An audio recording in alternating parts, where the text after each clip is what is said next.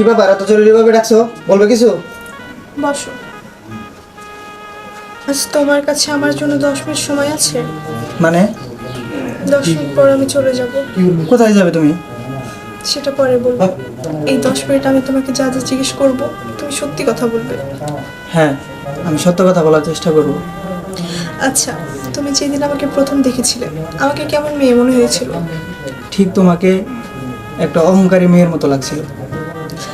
আর এখন? তোমাকে ছাড়া আমার সবগুলো দিন অসম্পূর্ণ। আচ্ছা, আমার কোন জিনিসটা তোমার কাছে ভালো লাগে? হাসি।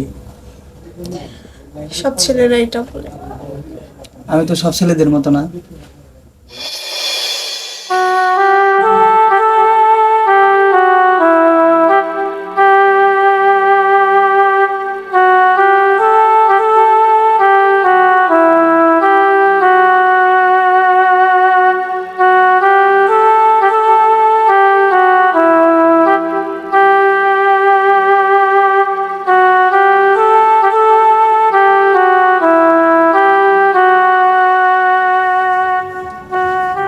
রাহাত, রাহাত, ওঠো। কি হয়েছে?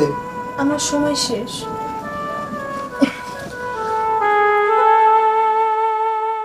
সময় শেষ মানে? আমি চলে যাব। আমি যদি কোনো ভুল করে থাকি আমাকে মাফ করে দিও। না, আমি এটা পারবো না। কেন পারবে না? আর তাছাড়া সবাই এটাই বলে। সবাই এক না। শোনো, অনেক কথা হয়েছে, আমি চলে যাচ্ছি। তুমি যেও না। চলেও যায় যদি কেউ বাদন ছিঁড়ে, কাঁদিস কেন মন? ভাঙ্গা গড়া এই জীবনে আছে সর্বক্ষণ। যদি কেউ বাদন ছিঁড়ে, কাঁদিস কেন মন? ভাঙ্গা গড়া এই জীবনে আছে সর্বক্ষণ। আরে বা দাদু, তোমার গলা কিন্তু আগের মতনই একদম সিঙ্গারদের মতো আছে। তোমাকে কি বলবো। আর দাদু, তুমিও পাশ করেছো আর তোমার পছন্দ করা ছেলেও পাশ করেছে। বাবা বাবা, সুন্দর। দাদু? দাদুকে? এই তো, এইটা হচ্ছে আমার দাদু। আর আমার দাদুর পছন্দ করা ছেলে হচ্ছে তুমি। এখন তোমাকে আমি বিষয়টা খুলে বলি। আমার দাদু তোমাকে অনেক পছন্দ করেছিল, আর আমি যেহেতু তার একমাত্র নাতিন, সে চেয়েছিল আমার সাথে তোমার সাথে বিয়ে দেয়। কিন্তু আমার শখ ছিল আমি যে ছেলেটাকে বিয়ে করব সেই ছেলেটাকে আমার মনের মতো হতে হবে।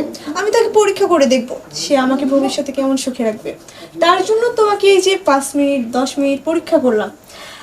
আর আমি পরীক্ষা করে বুঝতে পারলাম যে তুমি আমাকে খুবই সুখে রাখবে। তাহলে কি আমি কথা ফাইনাল করবো?